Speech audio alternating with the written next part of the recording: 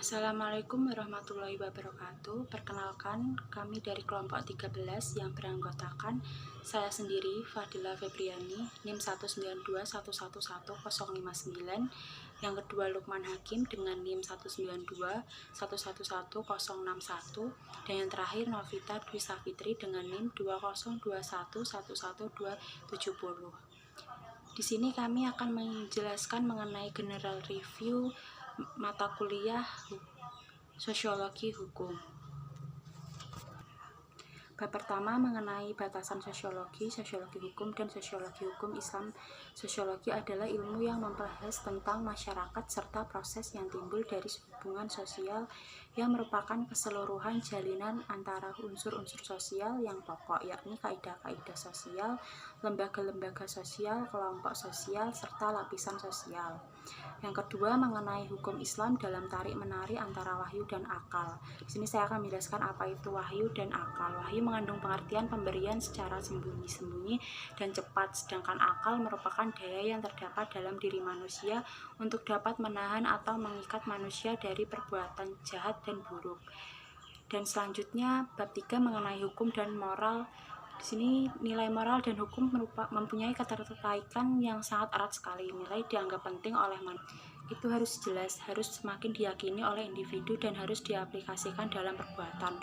Moralitas diidentifikasikan dengan perbuatan baik dan perbuatan buruk, yang mana cara mengukurnya adalah melalui nilai-nilai yang terkandung dalam perbuatan tersebut. Pada dasarnya, nilai moral dan hukum mempunyai fungsi, yaitu untuk melayani manusia. Pertama, berfungsi mengingatkan manusia untuk melakukan kebaikan demi diri sendiri dan sesama sebagai bagian dari masyarakat.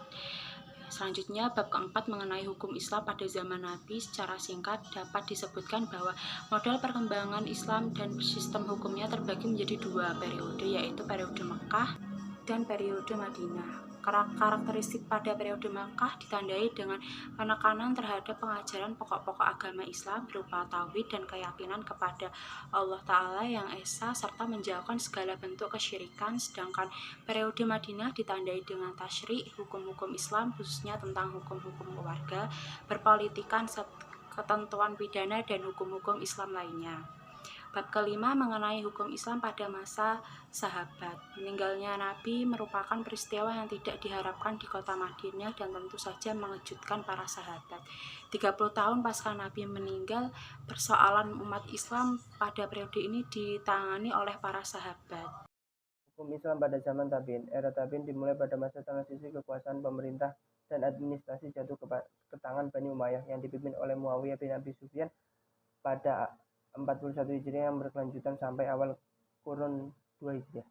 Era ini disebut sebagai era Tabi'in, walaupun masih adanya sejumlah kecil sahabat yang masih hidup dikenal sebagai sahabat Syuhar as-sahabat.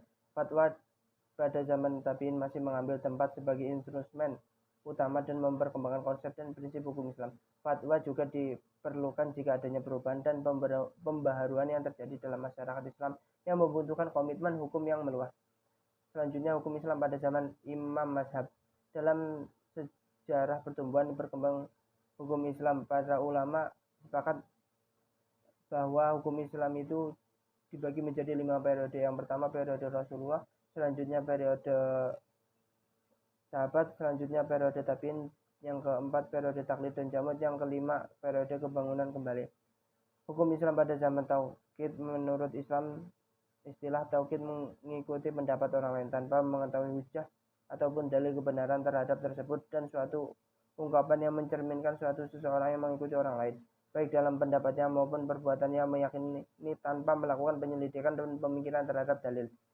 Selanjutnya, hukum Islam pada zaman modern. Modernisasi dalam fikih adalah rangkaian pikiran dan aliran dalam ijtihad fikih untuk mengubah paham-paham adat istiadat institusi lama yang disesuaikan dan suasana yang baru dan timbul akibat dalam kemajuan ilmu pengetahuan dan teknologi.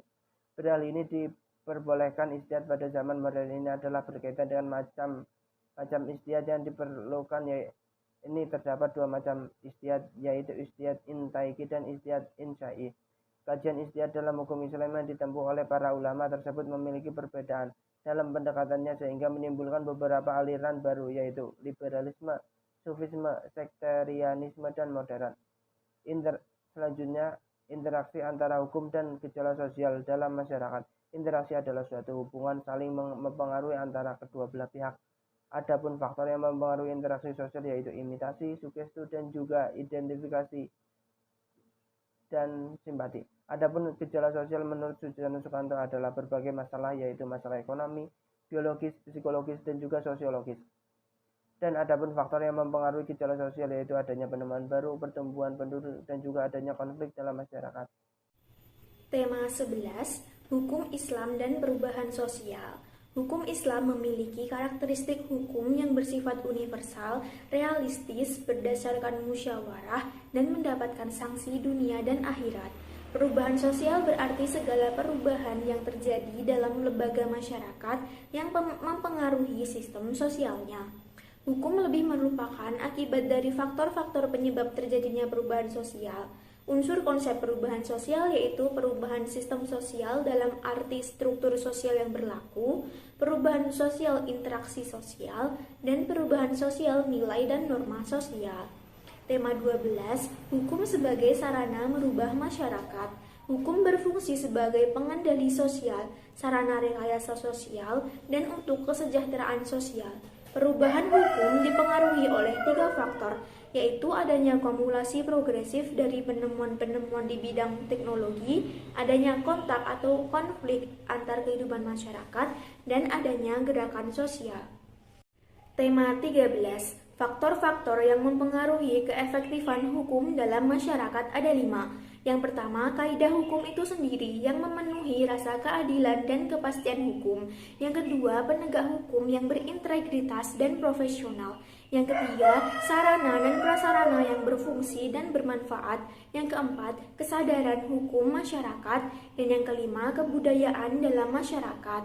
Tema 14, pengaruh dan akibat perubahan masyarakat pada individu dan kelompok. Perubahan sosial secara umum diartikan sebagai suatu proses pergeseran atau berubahnya tatanan atau struktur di dalam masyarakat yang meliputi pola pikir serta sikap kehidupan sosialnya untuk mendapatkan penghidupan yang lebih baik. Perubahan sosial dapat menyebabkan dampak positif dan dampak negatif. Dampak positif yaitu munculnya nilai-nilai dan norma-norma baru, terbentuknya struktur dan hubungan sosial yang baru, meningkatnya ilmu pengetahuan dan wawasan, berkembangnya industrialisasi, dan munculnya perlindungan dan pengawasan terhadap kebebasan dalam kehidupan beragama. Sedangkan dampak negatifnya adalah terjadinya cultural shock, perubahan tingkah laku, munculnya konflik sosial, dan berkembangnya sifat individualisme.